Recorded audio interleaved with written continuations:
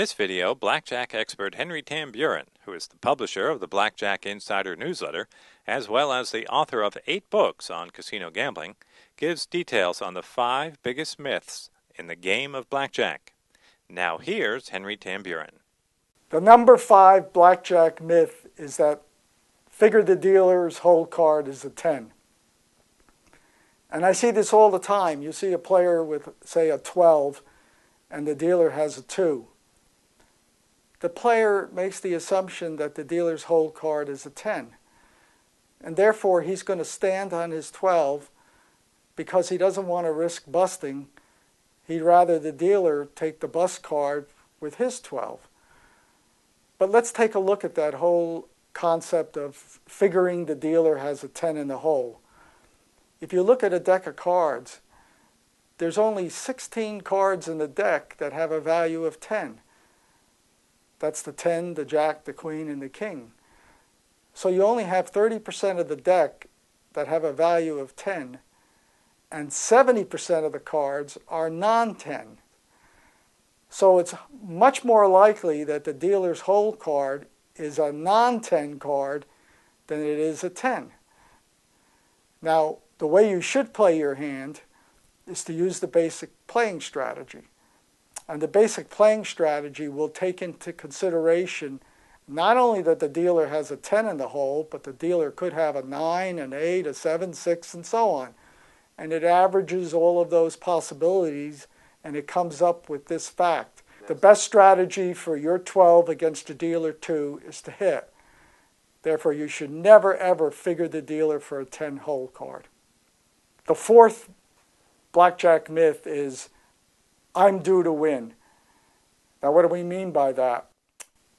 You see this all the time where a player is playing blackjack and he starts losing. And let's say he was betting $10 a hand. Now when he gets to his 4th or 5th loss, what do you think he does? He's going to increase his bets. Why? Because he believes that now he's due to win. You know, he's had a little bit of a losing streak. He knows blackjack is eventually close to an even game, so therefore he says the longer the losing streak, the more likely I'm going to win the next hand, so now he increases his bets. Well, the facts are that every blackjack hand has a 48% probability of winning if you exclude the ties. So the fact that you've lost 4 or 5 previous hands doesn't affect that chance of that 6th hand being 48% probability of winning because the cards have no memory. So the last thing you want to do when you play blackjack is use the concept that you're due to win, therefore I should increase my bets. That is not going to make you win at blackjack, so don't do it. The 3rd big blackjack myth is the fact that betting progressions will increase your chances of winning. Most players use betting progressions when they play blackjack. And most of the progressions that players use basically tells them that when they win a hand, they should increase their bet on the next hand. Number 1, and you got to keep this in mind, there has never ever been a mathematical study that has shown or demonstrated that the results of previous hands have an influence on future hands. Every hand in blackjack has a 48% probability of winning if you exclude the ties. So if I lost the previous hand, the very next hand I play, I have a 48% chance of winning.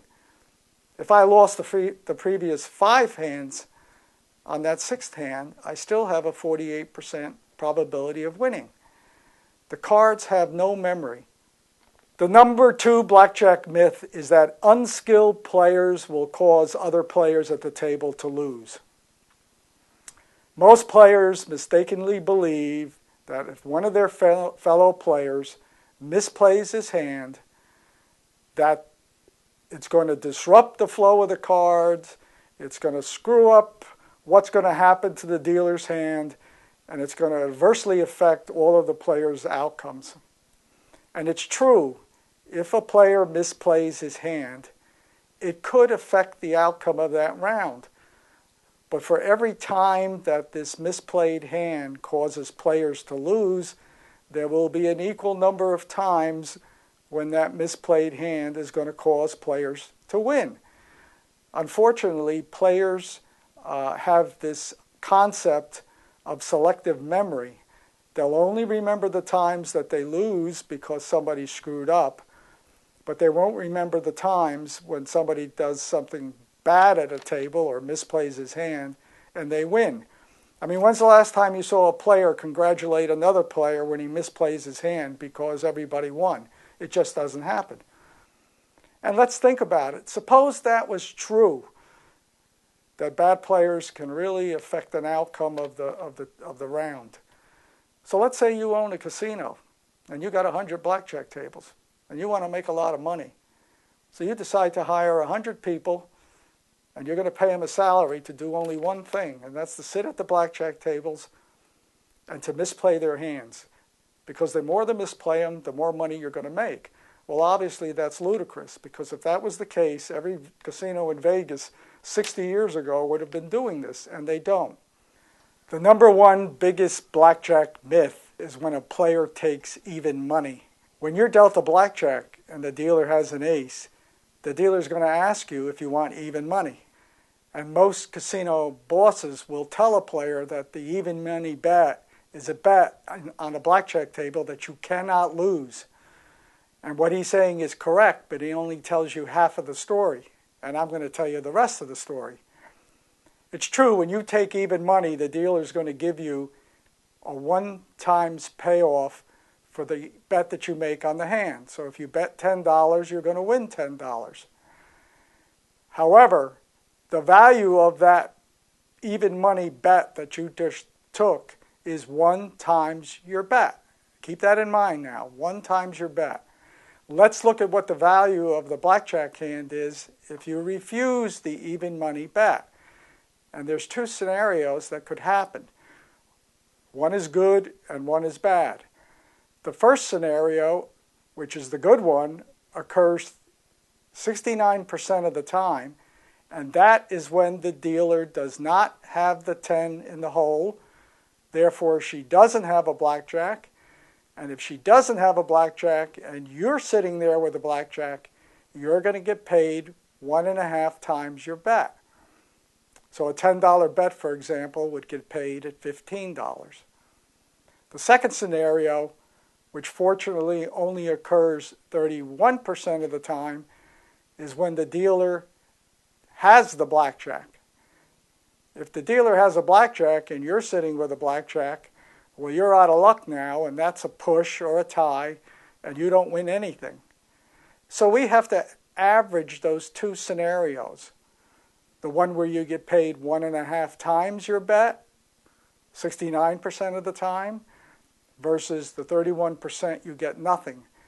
And when you do the arithmetic and you average those 2 outcomes, what you arrive at is an average bet of 1.04 times the amount that you bet.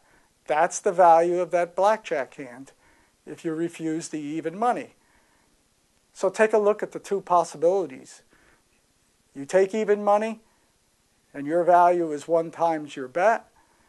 You refuse the even money proposition and the value is 1.04 times your bet. So what's it better to do? Well, it's much better to take the 4% more money by refusing the even money proposition. And look at it from the casino's perspective. They know the value of a blackjack is 1.04 times the bet when the dealer has an ace. So they would gladly pay their players even money rather than the 1.04. And for them, it amounts to a big savings when you consider all the players over a 24-hour period that is going to get the even money proposition. So the next time you play blackjack and the dealer offers you the even money proposition, surprise the casino and refuse it.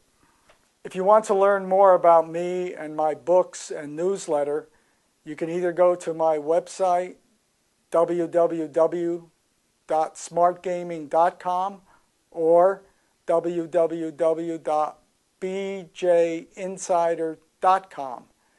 If you like 3 free issues of my Blackjack Insider newsletter, then just go to this special website, www.bjinsider.com/free trial, just one word.